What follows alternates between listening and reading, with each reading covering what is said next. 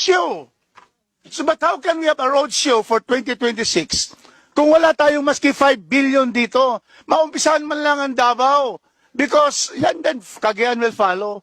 So can we get this 122 122 billion, zero for Mindanao.